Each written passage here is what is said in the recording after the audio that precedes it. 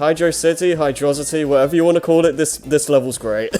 It really is. It's like, after, like, I'm not going to say it was the first good water level in the franchise, but I think it was the first great one. Yeah, Aquatic Ruin, I think, was a pretty good one, because, like, if you're good enough, you can stay on the top path and not see water at all. But if you do get to the bottom water level, it is not exactly the nicest thing. I mean, it's still a huge step up from, like, Labyrinth Zone, so I don't think anything's a huge step up from Labyrinth Zone. I think a lot of that has to do with the spin dash and the better frame rate. No, to be fair, the Labyrinth Zone in the Master System version of Sonic 1 is better than the Mega Drive version. Mm. Guys, look at it this way. Aquatic Ruin is Sonic 2's way of saying it's a top, not a bottom. Yay! Oh god. Because the top route in that game was always the preferred route. 90s Sega would have been the top, to be fair. Yeah. Anyway, I love how in Sonic Mania, Hydro City is the only throwback level that does the throwback level format in reverse. Because in Mania, the first act is usually the familiar act, where it blends all the levels, and then the second act is the newer act. Yeah. In Hydro City's case, it's the reverse. Act 1 is the original level, then Act 2 is the familiar one. I feel like this is done, like, I feel like it fits though, because a lot more people remember Act 2 than they do Act 1, so they throw all the familiar stuff into Act 2, along with the better music, better track. So, yeah, Act 2. Also, I feel like Hydro City's the music is a banger. Yeah, the music is definitely a banger. I'm gonna say this right now. I think Sonic 3 and Knuckles, I think, has my favorite classic Sonic soundtrack. Yeah. Okay. As much as I love Sonic 2, I'll agree with that. I mean, I love Sonic 2 soundtrack too. Of the original trilogy, I think Sonic 2 has my personal favorite soundtrack, but I do like this one a lot too. Yeah. 2 and 3, I think are very close together in that regard. I edge it towards Sonic 2 just a bit more, but this one's not too far off. I also remember, like, going back to, like, recording this, I remember, like, trying to be more creative, I guess, and I went through a completely different pathway in this stage than I'm used to, just for variety's sake. I think of all the years of me playing this game, I think I've only went that specific route a grand total of maybe once. Yeah. I usually go to top half, so... I like that this game also has, like, these mini-bosses. Like, a lot of them aren't particularly difficult, but I think they're nice to have. Oh yeah, I do love the fact that this particular point was was the end of the second act rather than the first act. Yeah. Anyway, I have to ask, how did you guys first play this game? Because for me, I played both parts individually first because on the Wii Virtual Console, Sonic & Knuckles came out a little bit later, and that's where I got to play the full game for the first time. But I played the Sonic 3 half first because that was on the Virtual Console at the time. So my first actual experience with 3 and Knuckles was like 2010, I think, I want to say. I don't know specifically, like, when, but I know Mega Collection was the first time I played these games, and I played both of them, like, separately first. To this day, I haven't actually beaten Sonic & Knuckles standalone, because, you know, back then I kind of sucked at these games, and, when I unlocked the ability to play Sonic 3 and Knuckles on the Mega Collection, that's just been my go-to way to play these games. I was about to say, if you have the full game, you might as well just play that instead. Yeah, I don't remember the requirement to unlock Sonic 3 and K on Mega Collection, but I remember it being really arbitrary and stupid. Let me take a look. Because I don't have the Mega Collection. Yeah. Is it Mega Collection or Mega Collection Plus? Mega Collection. Either.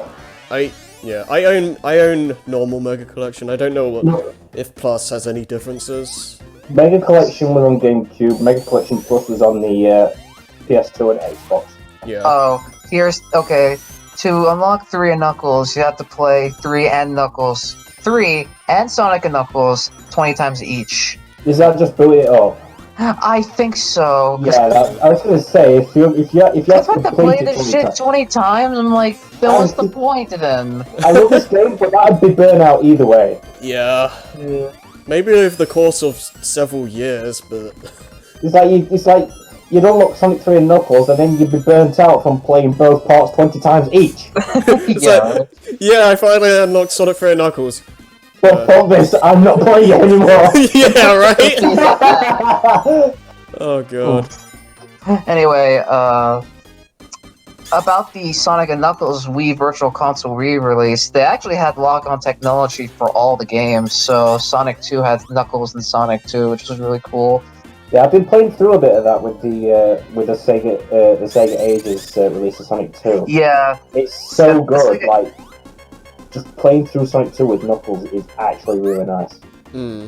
I wish the Sega Ages version was the Taxman remake on the phone, because I never actually played the Taxman remake of Sonic 2. I played the CD one, and I played the Sonic 1 one back in the day, but I haven't played the Sonic 2 one, but I know they incorporated the Hidden Palace level, which I think is really cool. I wish that, apparently they were going to do that with the Sega Ages version, but they didn't. Yeah, what really disappointed me about the Sonic 2 Sega Ages port is that they were. I remember hearing that they were going to include cut stages, and they just didn't. Silent. Yeah, go on. No, that's basically it. They just didn't include them for whatever reason. And like I was really excited about it, but they were radio silent about it for about a year and a bit, and then they just like, oh, by the way, it's coming in a few days. Here you go. It was just like the vanilla version with the drop dash and Knuckles. Yeah, I don't know how to feel about that.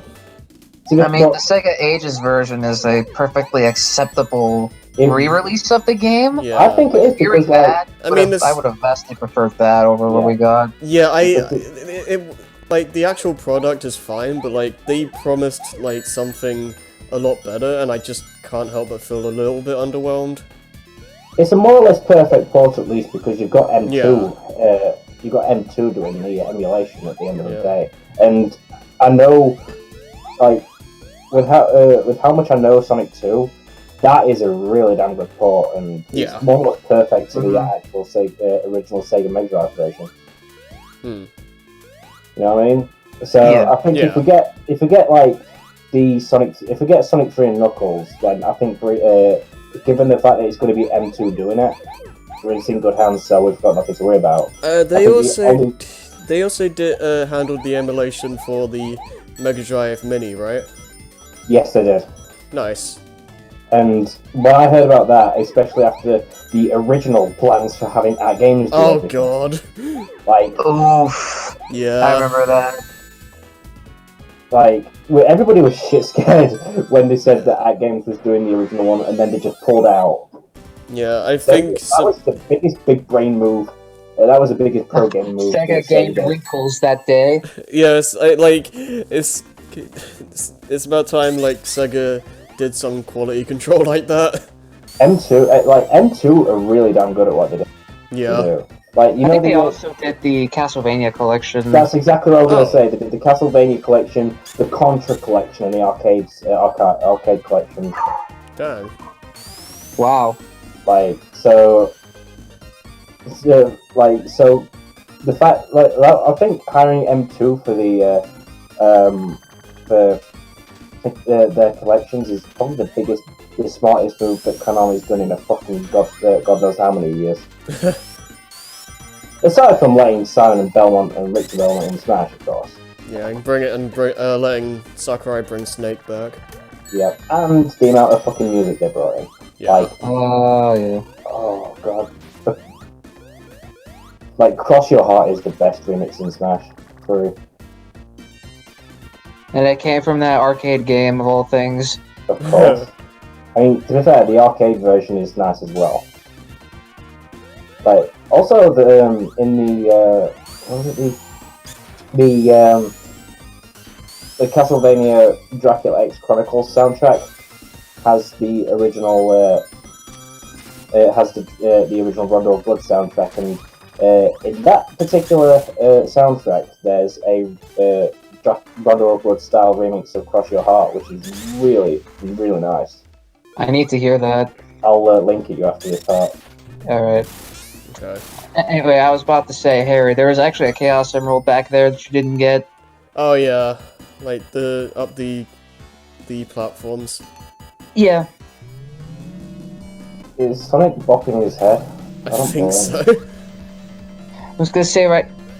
Oh, I didn't know you could change the boss music like that. Well, I think that was unintentional. Wait, what the fuck? Wait, what? It went from the main boss to the sub-boss theme. I think that's a glitch. That's gonna be a glitch. That's like the reverse of the original Sonic 3, where the Hydro City mini-boss had the boss theme. Yeah. I think what happened is, like, the game got confused because it was playing the Drowning theme. It played that for some reason. I don't know why. But to be fair, like, whichever music it plays, it's still gonna be a banger. You just want to give Tails the win. Yeah, I was just trying to give Tails that. That's awesome. Yay! And to a great level to a okay level. Welcome to Greece, everybody. I was never a fan of Marble Garden. I don't know why it's the case. Like, there's nothing inherently bad about it. It's just I never felt anything strong towards this zone. It's a slower paced level compared to Hydro City. It's nowhere near Marble status, but yeah. Well, I mean that's not. The weird thing about that for me is that I'm not usually fussed with the slower I did not know that was there. Yeah, I always just go to the right and find like a ring or something. But like, I don't usually mind the slower paced zones in this game, but something about Marble Garden specifically just doesn't interest me, like level design wise, and I've never been able to figure out why. See, the thing about the slower paced levels in this game is that they're designed in a way where if you want to go fast, you still can go fast. Yeah. It's just not recommended. Whereas, like Marble Zone, if you want to go fast, you probably because you can't. Pretty much.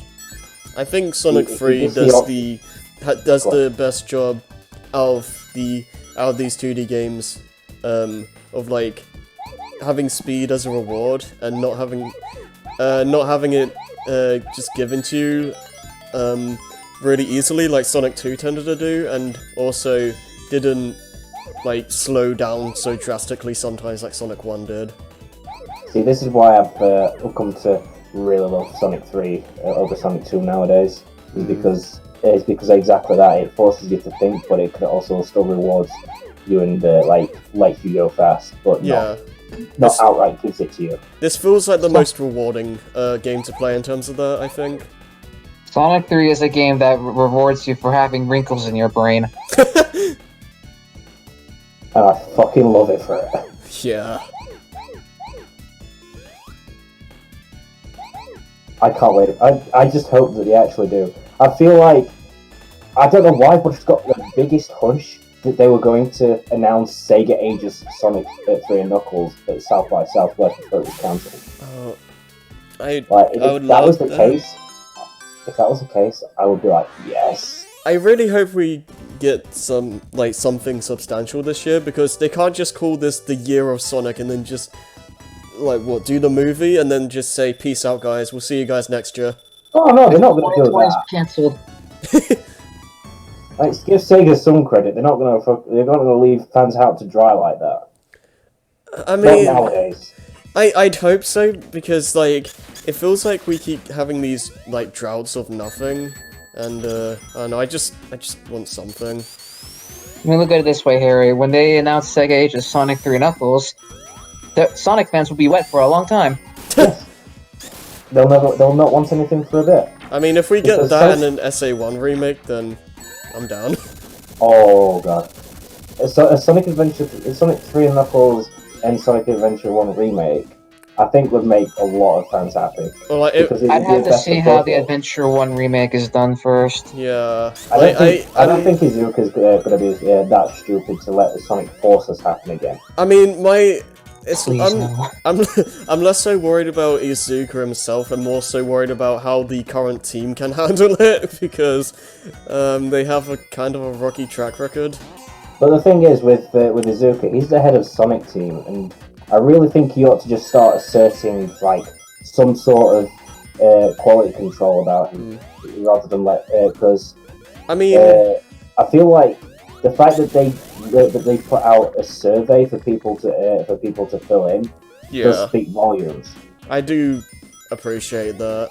Like this was after Force's the Force's release, which I think, given the fan reaction beforehand, was a bit of an indicator that they knew what was going on, and they just wanted to know exactly what people thought and why they needed to get back on track. I mean, one thing that's happened, I think, like a couple years ago, from what I've heard, is that Sonic Team now is basically all part of Sega of America, because like America and Japan divisions have always been butting heads in regards to what they want with Sonic, and I feel like just having it centralized in America specifically will hopefully finally give this series some much needed direction. Yeah, and because obviously, not like constantly like buying heads and like not knowing what to do with this character. So, like, Sega of America are the ones that are going to be... Yeah, that's what I understand anyway. They're the ones that are going to give full creative control to... What the fuck? I think I just failed it. Yeah. Okay, well, I was going to say something about how I find it really strange that there's a division of Sega that's like, we need to give this direction for Sonic, but Japan, to my understanding, doesn't really care about Sonic much. Yeah. So it just feels really odd. Like, I know Japan made the series, but it's been proven much more popular in America, so you'd think the American division would be the one to dictate direction. Yeah, it's really weird. Let's remember that like Sonic 2 and Sonic 3 and Knuckles were both made in the US. Yeah. And Sonic CD was the one that was made in Japan. Huh. So, I mean, there's like games that were made in Sega Japan and others that were made in America. So, like, the Sega Technical Institute was an American thing. So, which is So it's like, I feel like, given if what you say is like true, Harry, then I feel like we don't need to be. I mean, it's too early to say like for sure what's gonna happen, but it does give me some hope that there'd be like some more like actual like proper direction in where to take the series. I hope we can get the Sega Technical Institute back and full creative control. I mean, yeah, That'd be nice. I'd imagine there's like a lot of like moving around and like getting people like restructured and stuff, but hopefully we can see like the fruits of the labor soon, because let's also remember that a lot of the like, while the US might not have been the best in terms of like game production, especially given EA, Activision and all that shit, there's also been a lot of fantastic game developers that have done a lot for the game industry. Let's remember Cuphead. I think Cuphead was... Cuphead was an American studio. Cuphead, you've got Yacht Club Games and all that sort of shit. So, like, if they needed some, like, fresh talent that were already proven to be really good at, like, level design and shit like that, then they could always just call on them, and they wouldn't exactly need to fly them out. All they'd need to do is just give them some sort of train ticket. Well, were you saying I don't know how travel works in the US. Well, I mean, like, who specifically are you saying when you say that, though? I don't know. I'm not exactly talking about anyone specific. It's just how a lot of the talent yeah, a lot of the talent in recent years for the Sonic franchise has come from a Western source. Like you've got like it's the likes of Simon Tomley and shit like that. In terms of like the 3D stuff, I would love to see them take a look at that project, like Sonic Hero, whatever it's called. Project Hero, yeah. Yeah, Project Hero, and like look at that engine, talk to the original developers for it, and like try and see if they can work something out with that. Because if they have level design built around those physics, that could have potential to not only be my favorite Sonic game, but probably my favorite game ever. Because the concept of that engine would just work so well for 3D Sonic. It's ridiculous. You do. Have you heard that? Have you seen it? They've also got fully functioning and Knuckles in the Project Hero engine as well. Yeah, they have Tails and Knuckles. They have the extreme gear there for some random dumb fun, and like... And it works. It just... I mean, the extreme gear thing will probably not actually be in a game, but outside of like an actual Riders sequel, but everything else just looks like it works so perfectly together. Yeah. It's also, it's just... There was something I was going to say but it's just gone. I'll come back to it in a later part if I remember. Fair enough. So how do you guys usually play through this game? Like, what characters do you use? I usually just do Sonic and Tails, because Tails isn't so much of a nuisance in this game. Yeah, that's usually how I play. I do Knuckles sometimes. Knuckles is usually, like, if I feel like doing a second playthrough, because... Yeah, I usually do Sonic and Tails. Sonic in general is my favorite character to play as in these games because I enjoy playing as Tails and Knuckles fine enough, but the secondary... Wait, what the hell? Huh? I thought my video paused. You paused? Why did I do that? I don't know. Sorry, I did that for some random reason during my Sonic Colors recording session. You know, it's funny in this game's case because I can't actually tell if it's the video pausing or the game.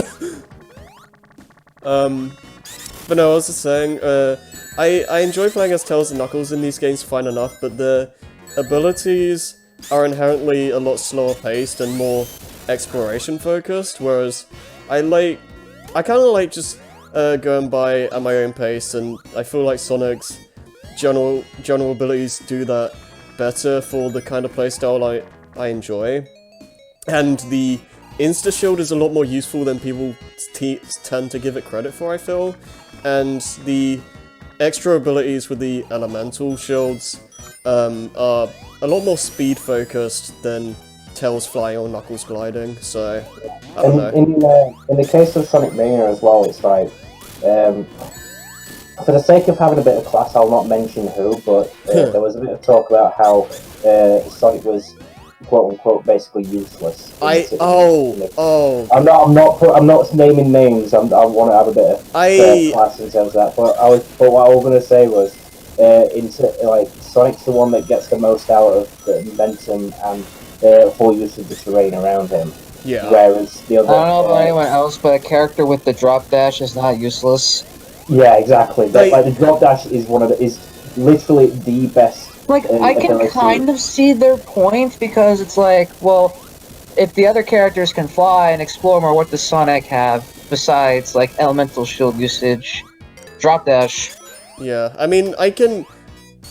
Like, in terms of, like, just more casual play, like, Tails is definitely the better choice, but, I don't know. I feel like Sonic's abilities in these games, along with, like, the drop dash or the insta shield, just makes him it just makes him more enticing for me to play, personally. Yeah, like Tails is definitely one of the better characters games in terms of. Did you just pause again? I think I died. All right. Smooth transition. Nice one. Also, this boss fight is. I like the boss fight idea. Not sure about its execution, especially with Tails, because it's not It's immediately obvious how it's a you beat him little as Tails. yeah. This boss is a little bit wonky. I'd just like to say the fact that, like in vanilla Sonic 3 / Sonic 3 and Knuckles, you can't like do the whole Tails assist thing, which is kind of backwards, if you know what I mean. Yeah. Sonic Mania lets you do that. That's just you know that Sonic 3. You ever heard of that Sonic 3 Air? That Angel Island Revisited thing for the PC. I don't think so. No. That's something else I'll have to show you. What the hell? Transition fail. I don't. Okay, I don't remember that, but all right. Transition fail. Nice. Yeah, Okay, do you have before we end? Did you have anything to say about the Sonic 3 Air thing? it's basically like it's the treatment that was given to Sonic 1 and 2, like in terms of like remastered music, widescreen and all that, just and everything else refined, but all both unofficial and on PC, and it's so good. Yeah, I know you. Yeah, you showed me some of it like a couple days ago. Yeah, I was, and that was when I was showing the alternate soundtrack. Your And we'll get it was to priceless. Go on. and we'll get to a stage that had a music change next time. So Yeah, Carnival Night Zone next, ladies and gentlemen.